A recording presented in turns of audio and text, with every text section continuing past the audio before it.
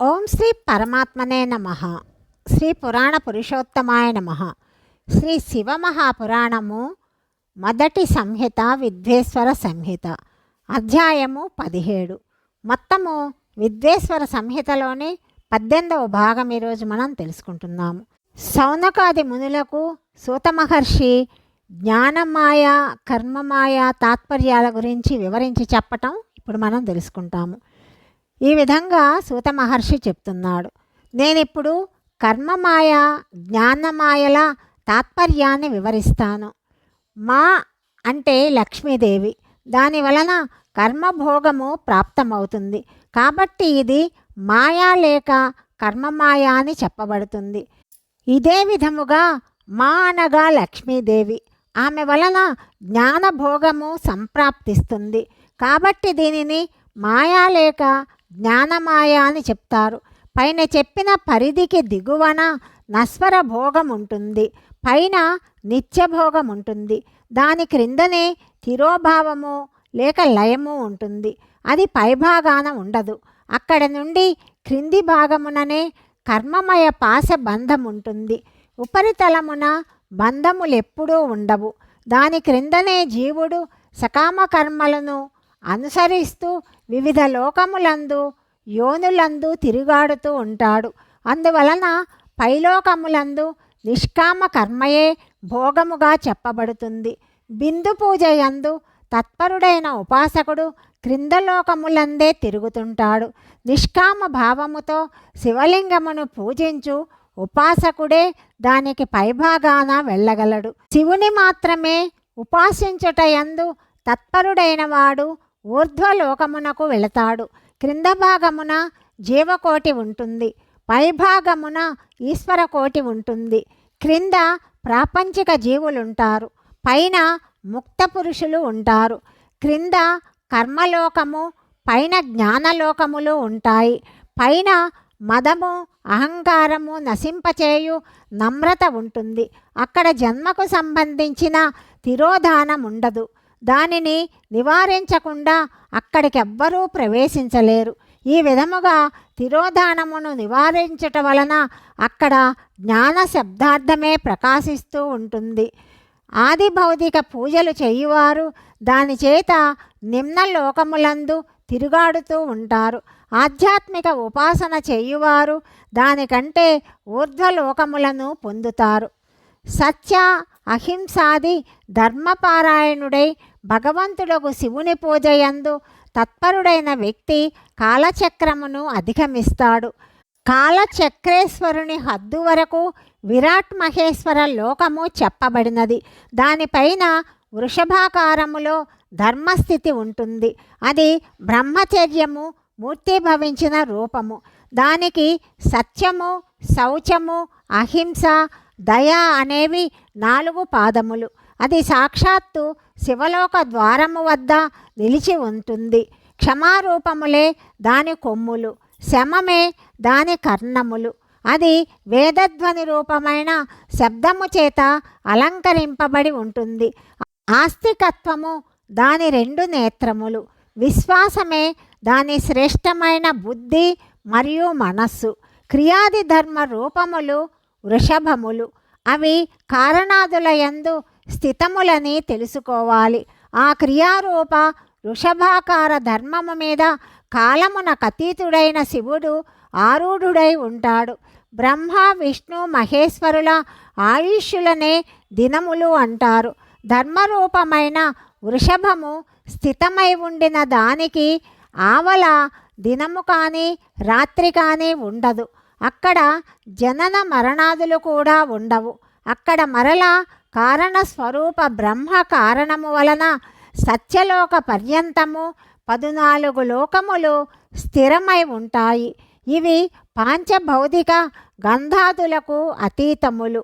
వాటి స్థితి సనాతనము. సూక్ష్మ గంధమే వాటి స్వరూపము. వాటికి పైన మరల కారణరూప విష్ణువు యొక్క 14 లోకములు స్థితమై ఉంటాయి. వానికంటే కూడా పైన మరల కారణరూప రుద్రుని 28 లోకములు కలవని అంగీకరించబడినది. మరలా దానికంటే పైన కారణేశుడైన శివుని 66 లోకములు విద్యమానములై ఉన్నాయి. తరువాత శివసమ్మత బ్రహ్మచర్య లోకము ఉంటుంది. అక్కడే 5 ఆవరణలతో కూడిన జ్ఞానమయమైన కైలాసము ఉన్నది. అక్కడ 5 మండలములు, 5 బ్రహ్మకళలు, ఆదిశక్తితో కూడిన ఆదిలింగము ప్రతిష్ఠితమై ఉన్నది. దానిని పరమాత్మ శివుని శివాలయమని చెప్తారు. అక్కడనే పరాశక్తితో కూడి పరమేశ్వరుడు శివుడు నివసిస్తాడు. ఆ స్వామి సృష్టి, పాలన, సంహార, తిరోభావ అనుగ్రహములను పంచకృత్యములలో ప్రవీణుడు. ఆ స్వామి శ్రీ విగ్రహము సచ్చిదానంద స్వరూపము. వారు సతతము ధ్యానరూప ధర్మమునందే స్థితులై ఉంటారు. నిరంతరము సర్వులను అనుగ్రహిస్తూ ఉంటారు. వారు స్వాత్మారాములు. సమాధి రూప ఆసనారూఢులై నిత్యము విరాజమానులవుతారు. కర్మధ్యానాదుల అనుష్ఠానము వలన క్రమముగా సాధనాపదమునందు ముందుకు పోయినచో ఆ ప్రభువు దర్శనము సాధ్యమవుతుంది. నిత్య నైమిత్తికాది కర్మలతో దేవతలను పూజించినచో భగవంతుడైన శివుని సమారాధన కార్యమందు మనస్సు లగ్నమవుతుంది. క్రియాది శివ సంబంధమైన కర్మల ద్వారా శివజ్ఞానము సిద్ధిస్తుంది. శివతత్వమును సాక్షాత్కారం అనరించుకొనిన వారు, శివుని కృపాదృష్టిని పొందినవారు ముక్తులే అవుతారు. ఇందులో సంశయము లేదు. ఆత్మస్వరూపమందలి స్థితియే ముక్తి. తన ఆత్మయందు రమణము, ఆనందానుభవమే ముక్తి స్వరూపములు. క్రియ, తప, జ్ఞాన, జప, ధ్యాన రూపధర్మములయందు సంపూర్ణముగా స్థితుడైన పురుషుడు శివ సాక్షాత్కారమును పొంది స్వాత్మారామత్వ రూపమోక్షమును కూడా పొందుతాడు. సూర్యదేవుడు తన కిరణముల చేత కల్మషమును తొలగించినట్లు దయచూపుటయందు కుశలుడు భగవంతుడు అయిన శివుడు తన భక్తుల అజ్ఞానమును తొలగిస్తాడు. అజ్ఞాన నివృత్తి అయిన వెంటనే శివజ్ఞానము స్వయముగా ప్రకటితమవుతుంది. శివజ్ఞానము చేత తన విశుద్ధ స్వరూప ఆత్మారామత్వము ప్రాప్తిస్తుంది. ఆత్మారామత్వ సమ్యక్ సిద్ధి కలిగినచో మానవుడు కృతకృత్యుడవుతాడు.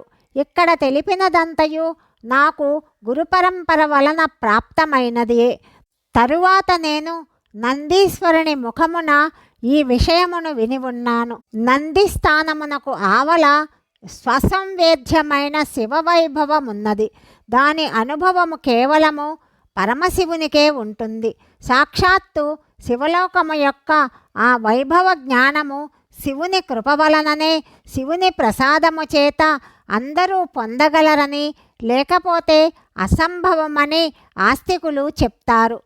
సాధకుడు 5 లక్షల జపము చేసిన తరువాత భగవంతుడైన శివుని ప్రసన్నుని చేసుకోవటానికి మహాభిషేకము, నైవేద్య నివేదనము చేసి శివభక్తులను పూజించాలి. భక్తి పూజ వలన భగవంతుడకు శివుడు ఎంతో ప్రసన్నుడవుతాడు. శివుడు శివభక్తులయందు భేదము లేదు. అతడు సాక్షాత్తు శివరూపుడే అవుతాడు. శివరూప మంత్రమును ధారణ చేసిన వ్యక్తి శివుడే అయి ఉంటాడు. శివభక్తుని శరీరము శివరూపమే. కాబట్టి అతని సేవయందు తత్పరులు కావాలి. శివభక్తులు లోకములను, సకల వేదక్రియలను తెలుసుకుంటారు. వారు జపించు శివమంత్రములకు అనుగుణముగా వారి శరీరము శివ సామీప్యమును పొందుతుంది. ఇందులో సందేహము లేదు. శివభక్తురాలకు స్త్రీ సాక్షాత్తు పార్వతీదేవి స్వరూపమే అవుతుంది. ఆమె ఎంత అధికముగా శివమంత్రమును జపిస్తుందో ఆమె యందు దేవీ సాన్నిధ్యము అంత అధికముగా ఉంటుంది. సాధకుడు స్వయముగా శివరూపుడై పరాశక్తిని పూజించాలి. శక్తి అంటే దేవిని, శక్తి శివమూర్తిని, లింగమును, చిత్రపటములను రూపొందించి లేక మృత్తిక మొదలగు వాటి చేత వీటి ఆకారమును నిర్మించి ప్రాణ ప్రతిష్ఠ చేసి నిష్కటప భావముతో పూజించాలి. శివలింగమును శివునిగా తలంచి తనను శక్తి రూపముగా భావించుకొని శక్తిలింగమును దేవిగా అనుకొని తనను శివరూపమని తలంచుకొని శివలింగమును నాదరూపముగా శక్తిని బిందురూపముగా భావించి పరస్పరము కలిసి ఉన్న శక్తిలింగ శివలింగముల ఎడల ఉపప్రధాన ప్రధాన భావముతో శివుని శక్తిని పూజించి మూల రూపమును భావించుట వలన శివరూపుడే అవుతాడు. శివభక్తుడు శివమంత్ర రూపమగుట వలన శివస్వరూపమే అవుతాడు. షోడశోపచారములతో పూజించు వారికి అభీష్ట వస్తుప్రాప్తి కలుగుతుంది. శివలింగోపాసకుడైన శివభక్తుని సేవించి ఆనందమును కలిగించు పండితుని ఎడల భగవంతుడగు శివుడు ఎంతో ప్రసన్నుడవుతాడు. 5, 10 లేక 100 మందిని ధర్మపత్ని సహితులైన శివభక్తులను ఆహ్వానించి భోజనాదుల చేత సపత్నీకముగా ఆదరించాలి. ధనమునందు దేహమునందు మంత్రమునందు శివభావముతో వారిని శివశక్తి రూపములని భావించి నిష్కపట భావముతో వారిని పూజించాలి. అట్లు చేయు పురుషుడు ఈ భూతలమున పునర్జన్మను కలిగి ఉండడని శౌనకాది మునులతోటి సూత మహర్షి చెప్పాడు. అధ్యాయం 17 సమాప్తము. 18వ అధ్యాయము గురించి తదుపరి భాగంలో తెలుసుకుందాం. సర్వం శ్రీ పరమేశ్వరార్పణమస్తు.